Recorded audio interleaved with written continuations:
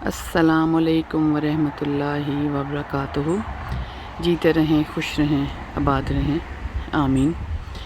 ایک سیریز میں نے شروع کی تھی غور و فکر کے لیے کہ ہم جو جملے بولتے ہیں کیا اس کی ڈیپتھ میں ہم کیوں نہیں جاتے، لفظوں کا جو ہم استعمال کرتے ہیں اس کو ہم کیوں نہیں سمجھنے کی کوشش کرتے کہ ہم کیا کر رہے ہیں، اور اگر سمجھیں بھی تو اپنے لیے کچھ اور سمجھتے ہیں، دوسرے کے لیے کچھ اور سمجھتے ہیں۔ اس کی اگزامپل میں ایسے دینا چاہوں گی کہ جیسے ہم کہتے ہیں کہ مکافات عمل بھی ہے، جیسا کرو گے ویسا بھرو گے، یہ ہم اکثر یہ جملہ بولتے ہیں۔ اور اگر میرے اوپر کوئی مشکل وقت آیا ہے، کوئی تکلیف آئی ہے، کوئی مصیبت آئی ہے، تو میں اللہ تعالیٰ سے توبہ مانگوں گی، معافی مانگوں گی کہ اللہ تعالیٰ پلیز مجھے معاف کر دے اور مجھے بخش دے۔ تو میں اپنے لیے یہ دعا کرتی رہوں گی کہ اور ساتھ یہ بھی جملہ آ جاتا ہے کہ یہ چھوٹی مصیبت ہے تو اللہ تعالیٰ نے مجھے کسی بڑی مصیبت سے بچایا ہے، یہ بھی ساتھ ہی بول دوں گی۔ لیکن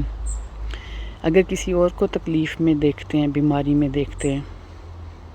تو یہ سب اپنے اپنے ضمیر کو پوچھیے گا، سچے دل سے پوچھیے گا، جھوٹ بولے بغیر،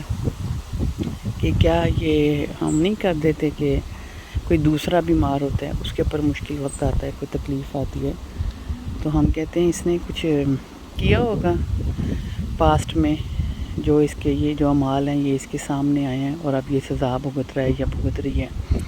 اسی لیے یہ اتنی بڑی بیماری میں آئی ہے، اسی لیے اس کے اوپر یہ مشکل ہے، اسی لیے اس کے اوپر یہ تکلیف ہے۔ تو یہ جو باتیں میں کرتی ہوں ان کو پلیز دل کے کانوں سے سنا کیجیے، کیونکہ یہ کوئی اتنی بڑی فلاسفی نہیں ہے جو میں بیان کر رہی ہوں، یہ روزمرہ کی باتیں ہیں۔ دن میں ہزاروں دفعہ یہ باتیں ہم ریپیٹ کرتے ہیں، گھر والوں کے ساتھ، فیملی، فرینڈ، رشتہ دار جو بھی ہیں سب کے ساتھ ہم بات یہ کرتے ہیں شیئر، لیکن ہم سوچتے نہیں ہیں کہ ہم لفظ بول کیا رہے ہیں۔ تو اگر ہم ہر بندہ اپنے دل کو ٹٹولے کہ اگر کسی کے اوپر کوئی تکلیف ہے تو جو دعا میں اپنے لیے کر رہی ہوں کہ اللہ تعالیٰ تو مجھے صحت دے، تندرستی دے، یا اللہ ہدایت دے، مجھے تکلیف سے بچا، تو اگر کسی کے اوپر کوئی تکلیف آئی ہے تو اس کے لیے میں کیوں یہ دعا نہیں کر سکتی کہ اللہ تعالیٰ اس بندے کے اوپر، اس بندی کے اوپر یہ مشکل وقت ہے، یا فزیکلی کوئی تکلیف ہے، کوئی بیماری ہے، یا مینٹلی وہ کسی سٹریس سے گزر رہا ہے یا گزر رہی ہے، تو اس کے لیے کیا میں یہ دعا نہیں کر سکتی کہ اللہ تعالیٰ اس کی مشکل بھی آسان کر، اگر یہ مشکل وقت اس کے اوپر آیا ہے تو اس کو ہمت دے کہ وہ اس میں سے بڑے اچھے طریقے سے گزر سکے، رادر دین کے دل میں بیٹھ کے یہ سوچتے رہیں کہ اس کو تو اس کے کرموں کی سزا مل رہی ہے، کچھ کیا ہے اس نے جو یہ بھگت رہا ہے۔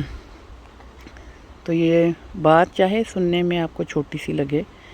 لیکن یہ بات آپ غور ضرور کیجیے گا، یہ چھوٹی سی نہیں ہے، یہ بہت گہری بات ہے۔ تو میں تو ہر وقت پہ ایسے ہی سوچتی ہوں کہ اگر ہر انسان اپنا دل صاف کر لے، اپنا ضمیر صاف کر لے، اس کو جگا کے رکھے، اپنے نفس کو چیک کرتا رہے، تو مجھے نہیں لگتا کہ یہ زندگی اتنی مشکل ہے جتنی ہم انسان نے بنا دی ہے، کیونکہ اللہ سبحانہ وتعالیٰ نے تو بہت خوبصورت زندگی ہمیں دی تھی، اور اس کے ساتھ ہمیں ہدایت کے لیے قرآن پاک بھی بھیج دیا تھا کہ جو اس کے اوپر پڑھے گا، اس کو سمجھے گا، غور و فکر کرے گا، عمل کرنے کی کوشش کرے گا، وہ اپنی زندگی جنت بنا لے گا۔ تو ساتھ ہی تھا مینول بھی ہمارا، جب ہم کریٹ ہوئے ہیں تو اس کے ساتھ ہی ایک یہ بھی بات ہوئی تھی، قرآن پاک ہمارے لیے آیا تھا کہ یہ گائیڈنس تھی، یہ راہ ہدایت تھی، لیکن ہم نے اس کو کسی اور روپ میں پڑھنا شروع کر دیا۔ تو میری بڑی دل سے گزارش ہے، بہت گزارش ہے دل سے، کہ میں اپنے لیے بھی دعا کرتی ہوں اور آپ سب کے لیے بھی دعا کرتی ہوں کہ اللہ تعالیٰ ہمیں ہماری نظر ہمارے اپنے اوپر کھول دے، ہمیں اپنے گناہ، ہمیں اپنے جرم، ہمیں اپنی غلط بات نظر آئے، بجائے اس کے کہ ہم دوسرے کے اوپر انگلی اٹھائیں کہ دوسرا کیا کہتا ہے، وہ کیا سوچ رہا ہے میرے بارے میں۔ تو بہت ڈھیروں دعائیں، اللہ تعالیٰ ہمیں قلب سلیم عطا فرمائے اور ہماری نظر اپنے اوپر کھول دے، آمین آمین۔ اگلے غور و فکر تک کے لیے رب راکھا۔